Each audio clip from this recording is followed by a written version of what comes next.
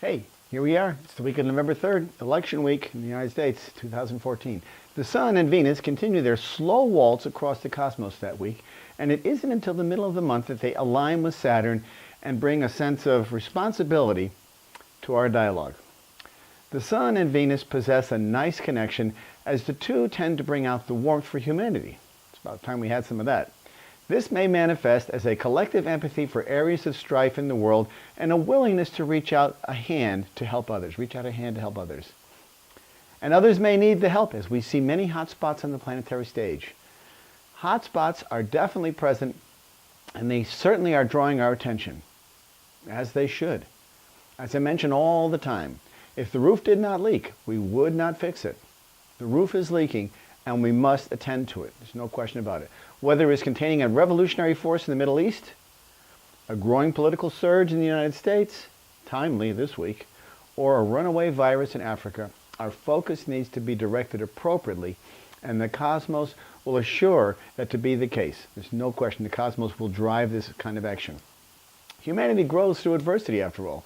Of course, this would not be our choice, but it seems to be a simple law of human nature. Events do happen, and they do raise our awareness in the most profound manner. If they didn't, nothing would change, and we would spiral out of control. Time is a helios, and events recur with a distinct repetition under a different time and place, and therein lies the distinction.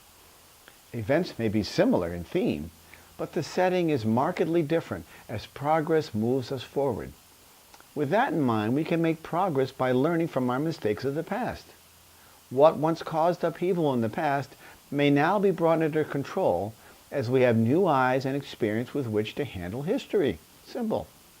The full moon in Taurus should shine a light on all that remains to be seen this week. It's an interesting week, hot. History will surely be witnessed, and it may be quite profound. We have a boiling tension arising as Mars approaches Pluto and Uranus. This alignment poses a potential for high drama of some nature. Remember, drama not always mean disaster. There are plenty of moments when the planets align things and turn out quite well for people. Having said that, please note that Mars is a planet of action, ambition, aggression, and yes, anger.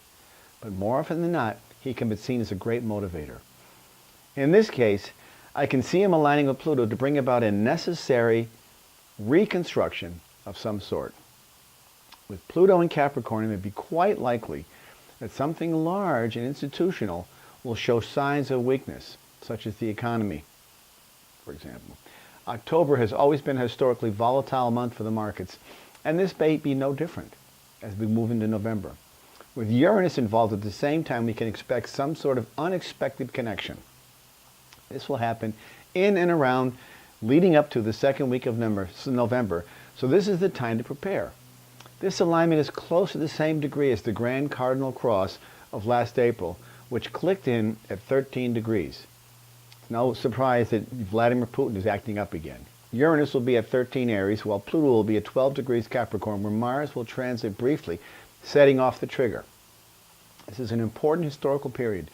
Just as a point of reference, the Grand Cardinal Cross of last April, 20th through the 22nd, was a period of time where there were more earthquakes registered on the planet than at any other time in history, without complete balance. It was just the largest thing happened. This was a noticeable difference and not just some minor blip. As with all transits, the action tends to occur in the applying period, that's the leading up to, whereas the results tend to unfold after the fact. It's just plain simple human logic and human nature and the law of the universe. Listen each Friday morning to Turning of the Wheel on Awakening Zone Radio at 11 o'clock a.m. Good topics, great guests, information, archive shows are all going to be there, and soon I'll be going to video. We'll have even more exciting ideas with that. Call me at 978-393-1036 to connect with me.